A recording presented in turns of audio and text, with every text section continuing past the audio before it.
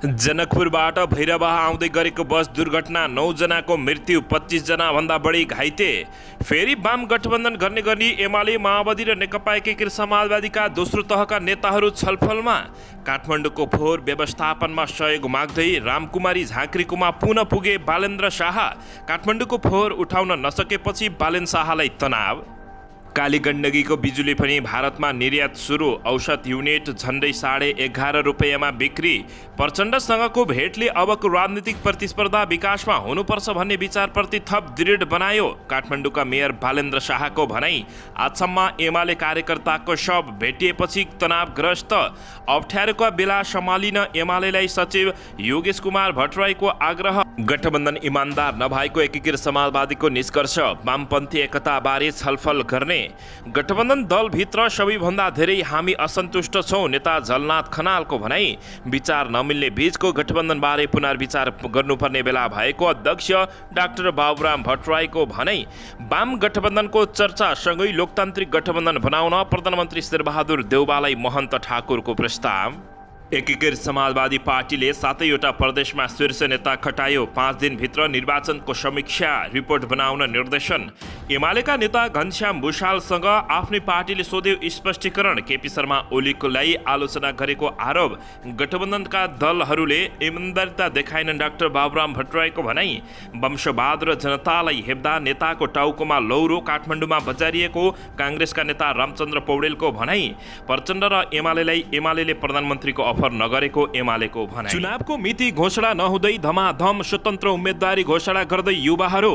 राजनीतिक परिदृश्य क्लियर नभएको भन्दै स्थगित भयो माओवादी केन्द्रको बैठक। प्रचण्ड र माधव कुमार नेपाललाई सूर्य थापाले देउबाका चुत्थ नोकरहरू भनेपछि राजनीतिक विरितमा तरङ्ग।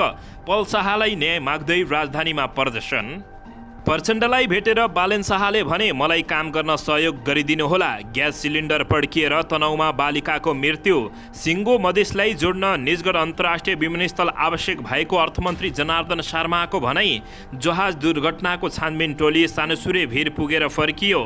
चुनावको समीक्षा गर्न एकीकृत समाजवादीको सचिवालयको बैठक बस्दै प्रचण्डलाई भेट्न खुमालटार पुगे गृहमन्त्री बालकृष्ण खाँड। जनतालाई हेपेर निर्णय गर्दा काङ्ग्रेस र एमाले काठमाडौँमा पराजित भएको नेपाली काङ्ग्रेसका नेता रामचन्द्र पौडेलको भनाई। र नेपालमा जहाज दुर्घटना भएको एक साता नबित्दै फेरि भयो बस निकै ठुलो दुर्घटना। 9 जनाको मृत्यु, 25 जना भन्दा बढी घाइते। अब हेर्नुहोस् पुरा समाचार।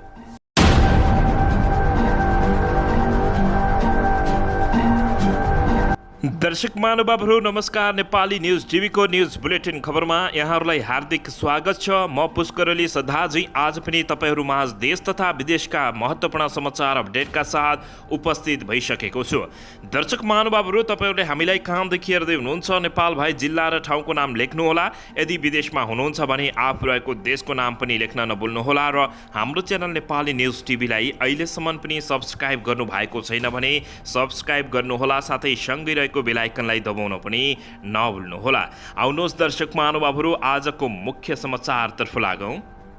दर्शकबिन, नेपालमा जहाज दुर्घटना भएको एक साता नबित्दै फेरि नेपालमा निकै ठुलो र निकै डरलाग्दो बस दुर्घटना भएको जानकारी प्राप्त भएको छ। जनकपुरबाट भैरवातर्फ आइरहेको यात्रुवाहक बस आइतबार बिहान दुर्घटना हुँदा 9 जनाको मृत्यु भएको छ। लु 2 ख 3841 नम्बरको बस हुलाकी राजमार्ग अन्तर्गत भैरवा पारासी सडक खण्ड अन्तर्गत रोहिणी खोलामा खसेको थियो। जिल्ला प्रहरी कार्यालय रूपन्देहीका प्रवक्ता नवरत्न पौडेलले दुर्घटनामा 1 जना महिला सहित 9 जना यात्रुको मृत्यु भएको जानकारी दिएका छन्। गाडी पुलको रेलिङ भाँचेर खोलामा खसेको छ।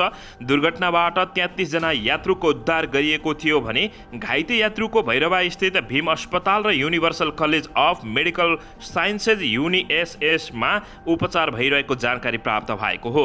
जेसीबीको माध्यमबाट दुर्घटनामा परेको बसलाई पल्ट्याएर यात्रुको उद्धार गरिएको थियो।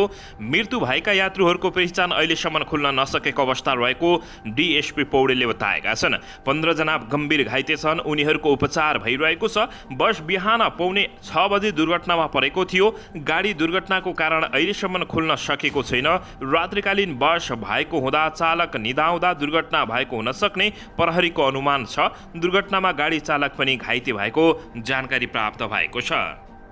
दर्शकबिन फेरि वाम गठबन्धन गर्ने गरी एमाले माओवादी केन्द्र र नेकपा एकीकृत समाजवादीका दोस्रो तहका नेताहरू छलफलमा होमिएका छन्। स्थानीय तहको निर्वाचनको अन्तिम मत परिणाम सार्वजनिक भएसँगै सुरु भएको गठबन्धनको गृह कार्यालयले आकार लिन थालेको बुझिएको छ। पछिल्लो समय एमालेका नेताहरूले आफूलाई प्रधानमन्त्री बन्नको लागि अफर गरेको भनेर माओवादी केन्द्रका नेताहरू अध्यक्ष पुष्पकमल दाहाल प्रचण्ड र नेकपा एकीकृत समाजवादीका अध्यक्ष माधव कुमार नेपालले सार्वजनिक रूपमा अभिव्यक्ति दिएपछि राजनीतिक झनै तरङ्ग बनेको छ।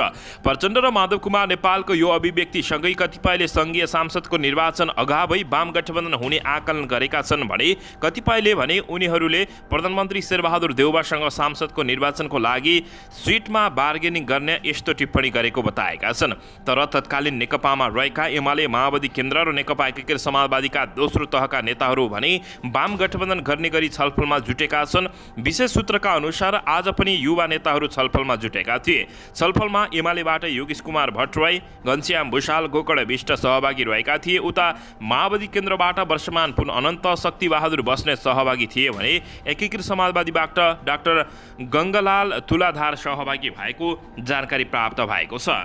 दर्शकबिन यसैबीच यता काठमाडौँको फोहोर उठाउन नसकेपछि काठमाडौँका मेयर बालेन्द्र शाहलाई तनाव परेको छ। फेरि मन्त्री रामकुमारी झाँक्रीसँग भेटघाट गरेका छन्। काठमाडौँ महानगरपालिकाका प्रमुख बालेन्द्र शाहले काठमाडौँको फोहोर व्यवस्थापनबारे पुनः शहरी विकास मन्त्री रामकुमारी झाँक्रीसँग परामर्श गरेका छन्। बन्चरी डाँडामा कहिले र कसरी फोहोर लैजाने भन्ने विषयमा शनिबार मन्त्री रामकुमारी झाँक्री र मेयर शाहबीच छलफल भएको हो। मन्त्री रामकुमारी झाँक्रीले बन्चरी डाँडा ल्यान्डफिल्ड साइडको सेल्फ वाममा फोहोर फाल्न सकिने गरी निर्माण भइरहेकाले फोहोर व्यवस्थापनका लागि महानगरलाई आफ्नो पूर्ण सहयोग रहने बताएका छिन्। उनले बन्चरी डाँडा ल्यान्डफिल्ड साइटबारे मन्त्रालयले गरेको प्रतिबद्धता पूरा गर्ने समेत वचन दिएका छिन्। जग्गा अधिग्रहण गर्नुपर्ने स्थानीयको माग बारे प्राविधिक टोलीको अध्ययन प्रतिवेदन पछि मात्रै टुङ्गोमा पुग्न सकिने भएकाले तत्काल फोहोर व्यवस्थापन गर्नका लागि मन्त्रालयले सामान्य गर्ने बताइएको छ। काठमाडौँको फोहोर व्यवस्थापन आफ्नो प्रमुख प्राथमिकतामा रहेको बताउँदै मन्त्रालयले सामान्य गरिदिन महानगर प्रमुख शाहले आग्रह गरेका थिए। छलफलमा उपमेयर सुनिता डङ्गोल समेत सहभागी भएको जानकारी प्राप्त भएको छ। दर्शकबिन यसैबीच यता प्रचण्डसँगको भेटले अबको राजनीतिक प्रतिस्पर्धा विकासमा हुनुपर्छ भन्ने विचारप्रति थप दृढ बनाएको मेयर बालेन्द्र शाहले बताएका छन्। काठमाडौँ महानगरपालिकाका मेयर बालेन्द्र शाहले माओवादी केन्द्रका अध्यक्ष पुष्पकमल दाहाल प्रचण्डसँगको भेटपछि जनजीविकाको सवालमा कसले सबैभन्दा धेरै सहकार्य गर्न सक्छ र कसले धेरै विकास गर्न सक्छ भन्नेमा अबको राजनीतिक प्रतिस्पर्धा हुनुपर्छ भन्ने आफ्नो विचारप्रति थप दृढ बनाएको उनले बताएका छन्। शनिबार साँझ सामाजिक सञ्जाल मार्फत भेटबारे आफ्ना धारणा राख्दै उनले यस्तो बताएका हुन्। उनले प्रचण्डबाट प्राप्त सुझाव र हौसलाले आफूलाई थप ऊर्जावान बनाएको पनि जानकारी दिएका छन्।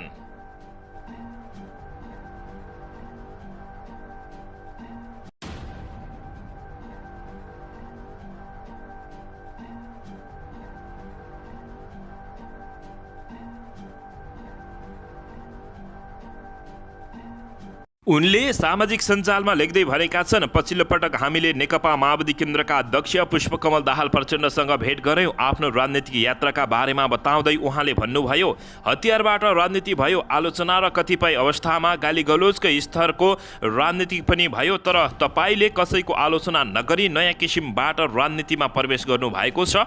यो परिवर्तन मात्रै भएको होइन, नेपालमा नयाँ किसिमको राजनीतिक र सामाजिक क्रान्ति भएको भन्दै प्रचण्डले भनेको बताएका छन्। उहाँबाट प्राप्त सुझाव र हौसलाले हामीलाई थप ऊर्जावान बनाएको छ। जनजीविकाको सवालमा कसैले धेरैभन्दा धेरै सहकार्य गर्न सक्छ र कसैले धेरै विकास गर्न सक्छ भन्ने बारेमा अबको राजनीतिक प्रतिस्पर्धा हुनुपर्छ भन्ने हाम्रो विचारप्रति थप दृढ बनाएको बालेन्द्र शाहले बताएका छन्। दर्शकबिन यसैबीच यता एमाले सचिव योगेश कुमार भट्टराईले अप्ठ्यारोको बेलामा एमालेलाई सम्हालिन सुझाव दिएका छन्। पार्टी हित विपरीत काम गरेको भन्दै एमाले नेता घनश्याम भुषाल लगायतका नेताहरूलाई स्पष्टीकरण सोधेपछि एमाले नेता योगेश कुमार भट्टराईले अप्ठ्यारो परेका बेला सम्हालिन र सुझाव दिएका छन्। शनिबार सामाजिक सञ्जाल मार्फत उनले आवेग, उत्तेजना र आग्रहमा गरिने कुनै पनि क्रिया र प्रतिक्रियाले सही ठाउँमा नपुर्याउने बताएका छन्। भनेका छन्, फेरि पनि बादे जयन्त तत्त्वबोध भनेर उनले यस्तो अभिव्यक्ति दिएका छन्। दर्शकबिन यसैबीच यता गठबन्धन इमान्दार नभएको एकीकृत समाजवादीको निष्कर्ष रहेको छ। वामपन्थी एकताबारे छलफल गर्ने घोषणा भएको हो। नेकपा एकीकृत समाजवादीले स्थानीय तह निर्वाचनमा 5 दलीय गठबन्धनमा आबद्ध दल इमान्दार नभएको निष्कर्ष निकालेको छ। शनिबार आयोजित सचिवालय बैठकले आफ्नो पार्टीप्रति गठबन्धनमा आबद्ध दल इमान्दार नदेखिएको नेकपा यसको ठहर रहेको छ। यस विषयमा 5 दलीय गठबन्धनको बैठकमा पार्टीले कुरा उठाउने सचिवालय बैठकले जानकारी दिएको छ। नेकपा यसका उम्मेद्वारलाई गठबन्धन आबद्ध दलले मत नदिएको निष्कर्ष पार्टीले निकालेको हो भने स्थानीय तहमा आफ्नो पार्टीका उम्मेद्वारलाई सँगसँगै नहटाइएको समीक्षा गरिएको बैठकले तत्काल वामपन्थी एकताबारे पनि छलफल गर्ने निर्णय गरेको छ। बैठकपछि नेकपा एकीकृत समाजवादीका सम्मानित नेता झलनाथ खनालले स्थानीय तहको निर्वाचनमा गठबन्धन आबद्ध दलको सहयोग नभएको र यसले गठबन्धनलाई अगाडि बढाउन निर्मम समीक्षा गर्नुपर्ने बताएका छन्। वामपन्थी एकताका बारेमा जनमत रहे पनि शीर्ष नेताहरू सहमत नहुँदा समस्या भएको उनको भनाइ रहेको छ। दर्शकबिन यसैबीच यता गठबन्धनको चर्चासँगै लोकतान्त्रिक गठबन्धन बनाउन प्रधानमन्त्री शेरबहादुर देउवालाई महन्त ठाकुरले प्रस्ताव लगेर गएका छन्। लोकतान्त्रिक समाजवादी पार्टीका अध्यक्ष महन्त ठाकुरले आगामी सांसदीय निर्वाचनमा लोकतान्त्रिक दलहरूको गठबन्धन गरेर अगाडि बढाउन प्रधानमन्त्री तथा नेपाली काङ्ग्रेसका सभापति शेरबहादुर देउवासँग प्रस्ताव गरेका छन्। प्रधानमन्त्री देउवालाई भेट्न प्रधानमन्त्री निवास बालुवाटार पुगेका ठाकुरले लोकतान्त्रिक दलहरूबीच सहकार्य गर्नका लागि जोड गरेका हुन्। लोसपाको कार्यकारिणी समितिको बैठक भइरहेका बेला बैठकबाट उठेर ठाकुर सिधै बालुवाटार पुगेका थिए। ठाकुर हिँडेपछि लोसपाको कार्यकारिणी समिति बैठक स्थगित भएको थियो भने अर्को बैठक आइतबार बस्ने गरी स्थगित भएको हो। स्रोतका अनुसार प्रधानमन्त्रीसँगको भेटमा ठाकुरले लोकतान्त्रिक दलहरूले गठबन्धन गरेमा यस्तो गठबन्धन प्राकृतिक हुने धारणा समेत राखेका थिए। संसदीय निर्वाचनमा वाम गठबन्धनको विषयमा चर्चा चलिरहेका बेला ठाकुरले यस्तो प्रस्ताव गरेपछि राजनीतिक वृत्त रङ्गिएको छ। दर्शकबिन यसैबीच एमालेको अनुसन्धान आयोगले एक सञ्चार माध्यमलाई दिएको अन्तर्वार्तामा नेता घनश्याम भुषालले अध्यक्ष केपी शर्मा ओलीको आलोचना गरेको भन्दै स्पष्टीकरण सोध्ने निर्णय गरेको छ। स्थानीय तह चुनावको मत परिणाम सार्वजनिक भए लगत्तै नेता घनश्याम भुषालले एक टेलिभिजनका लागि अन्तर्वार्ता दिएका थिए। अन्तर्वार्तामा अध्यक्ष केपी शर्मा ओलीले पार्टी सञ्चालन गर्दा अपनाएको शैली र लिएको नीतिको विषयमा उनले आलोचनात्मक टिप्पणी गरेका थिए। सोही विषयलाई लिएर अनुसन्धान आयोगले उनलाई स्पष्टीकरण सोध्ने भएको छ। आयोगका अध्यक्ष केशव बडालले हिमालयन टेलिभिजनमा अन्तर्वार्ता दिने एक स्थायी कमिटीका सदस्यलाई स्पष्टीकरण सोध्ने निर्णय भएको बताएका छन्। अन्तर्वार्तामा गम्भीर विषयहरू रहेको उल्लेख गर्दै उनले विविधत संस्थागत रूपमा निर्णय गरेर पार्टी केन्द्रमा पठाउने समेत बताएका छन्। दर्शकबिन चुनावको मिति घोषणा नहुँदै धमाधम उम्मेदवारी घोषणा गर्न थालेपछि ठूला राजनीतिक दलहरू चिन्तित भएका छन्। सरकारले सङ्घ तथा प्रदेश चुनावको मिति घोषणा नगर्दै विभिन्न ठाउँबाट उम्मेदवारी घोषणा सुरु भएसँगै नेपालको राजनीतिक ध्वस्त हुने देखिएको छ। सामाजिक अभियन्ता पुकार बमले काठमाडौँ क्षेत्र नम्बर 1 बाट प्रतिनिधि सभा सदस्यका लागि प्रत्यक्ष चुनाव लड्ने घोषणा गरेसँगै राजनीतिक वृत्त रङ्गिएको हो। त्यस्तै मधेसका राजनीतिक विश्लेषक एवं लेखक श्री नारायण मिश्रले पनि चुनाव लड्ने घोषणा गरेका छन्। लेखक मिश्रले रौतहटको क्षेत्र नम्बर 1 बाट प्रदेशसभा सदस्यका लागि चुनाव लड्ने घोषणा गरेका हुन्। यद्यपि उनले कुन पार्टीबाट चुनाव लड्ने भनेर घोषणा भने गरिसकेका छैनन्। लामो समय मधेस राजनीतिमा काम गरेका लेखक मिश्र पछिल्लो समय राजनीतिबाट अलग भएर लेख तथा अनुसन्धानको काममा सक्रिय रहेका थिए। उनी पछिल्लो समय हृदय त्रिपाठीले गठन गरेको जनता प्रगतिशील पार्टीमा आबद्ध रहेका छन्। मिश्र सो पार्टीको केन्द्रीय सदस्य हुन्, तर त्यही पार्टीबाट चुनाव लड्ने कि अन्य कुनै पार्टी वा स्वतन्त्रबाट चुनाव लड्ने भन्ने कुरा उनले नखुलाएको अवस्थामा उनी स्वतन्त्रबाटै लड्ने सङ्केत देखिएको छ।